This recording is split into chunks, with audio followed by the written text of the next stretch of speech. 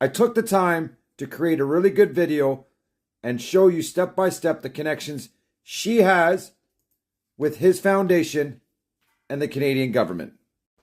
So my research started with going to the Swiss registry in order to look up the World Economic Forum to see if it is registered as a corporation, a foundation, charity, or not-for-profit. So I typed it in the search bar, and two options came up. The first option, above the grayed out area, is for the pension and trust, which is distributed throughout the entire staff. And there is 9 people who control that. The grayed out area, where the arrow is pointing, that is where the staff members are for the World Economic Forum, who are registered to the World Economic Forum. Now, for everybody says, we already know this, you don't. I'm going to show you what you do know and what you don't know, and what the key differences are, and why this is very alarming, and this should be brought to attention. Once you click on that, it'll bring you to this, their main page in the registry with all their information, which will list the federal number when they were registered, which was 1994, April 20th. And we do know that they've been around since 1974. If you go on their website, they have old pictures and a timeline, which you can read about their success and the things they have done since 1974. And the legal nature of this not-for-profit is a foundation. Now, when you scroll through it, it tells you the address there, gives you a lot of more information about the foundation. But then you get to this section, which is the staff members of the foundation. It'll say their name, their address, the origin, etc. And scroll down to number 63, and that is Chrystia Freeland. So at this point, we know now she is registered to the foundation. She's the only Canadian registered to the foundation, as there is only 35 staff members, and she's one of them. Which brings me to my next point.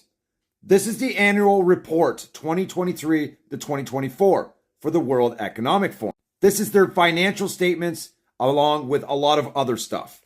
Their progress, their goals, what they want for the future. Download the PDF, you'll get the report. And we're going to focus on the leadership and governance and the financial reports. This is the list of all the staff members on the World Economic Forum Foundation. We want to focus on the Board of Trustees. And that's where we'll find Chrystia Freeland, which is a staff member of the foundation. And there's plenty of other notable people like Al Gore, used to be Vice President of the United States between 1993 and 2001. Even the President of Singapore. Now we'll scroll down to the financial statements and focus right here at the bottom. You can go and download these documents, look at the financials if you want. We're just going to focus on what it says right underneath there for the staff members.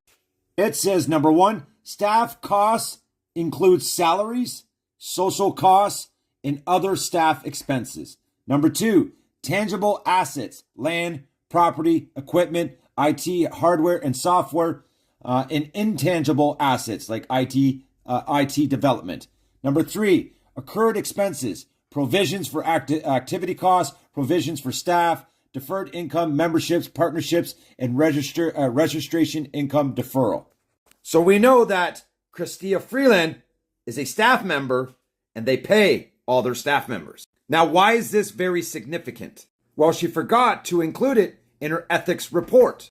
And before anybody says, well, maybe she hasn't done it yet, maybe she needs to do it because that's 2023, 2024, she's been a staff member for the World Economic Forum since 2019. So all these ethic reports she's done, she just conveniently left that out.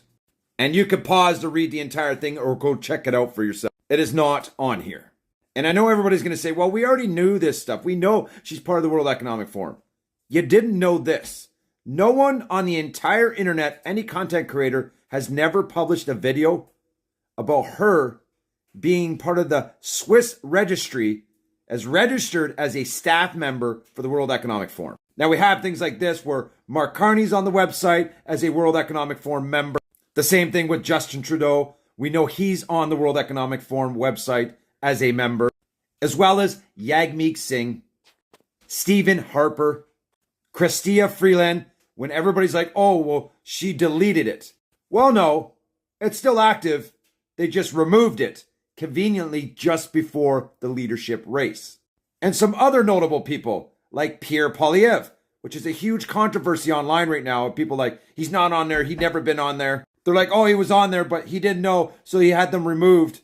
Well, to set this straight, which I've already made videos on this, his first screenshot on the Wayback Machine was in 2021. 2022 was around the time where everybody was asking questions, and he came to attention and said, I didn't know I was on there. I'm getting it removed, and supposedly they had it removed. But I have made a video about this, recording me on the website, showing you that he's still active right now. Now, the last screenshot was right at the end of 2024, but when you select a date, you get this, access denied, which is different than everybody else's, because everybody else's gets redirected and said, oops, nothing to see. And the only one you can see is from 2021. And the one that was circling around on social media with his face on this, he's never had his picture on the World Economic Forum. It's always been blank like this. The Wayback Machine would have picked it up. But this is the old website back in 2021. You notice the difference of the color? April 1st, 2021, up in the corner there. Well, if you take this, the website, it says right there where it says access denied, there's a website, and you cut and paste it like this and put it in your web browser, you have his name still active on the website and not deleted. As you can see on the website address, it doesn't say Wayback Machine. It's the actual World Economic Forum website, currently, right now, today. And if you don't believe me, screenshot this, highlight that, put it in your web browser, and it'll bring you directly to the website. So the reason for these videos is for people to share it, because we have a conflict of interest. We have Chrystia Freeland working as a staff member and a decision maker for the World Economic Forum Foundation, and she has been since 2019. So all the financials, all the information she's learned through Canada, there's a really good chance that she may have exposed it all to this guy. Because she can't just be a staff member and have a job for the World Economic Forum and not share any information. Just doesn't make any sense with the agenda that they have. And her running for Prime Minister of Canada, and nobody knows about this yet. And we know she hasn't reported it to the Ethics Committee. There is a huge, huge risk, security risk. More than everybody complaining about Pierre Poilievre getting his security clearance. This is the biggest risk there is. And you want to know what else is crazy?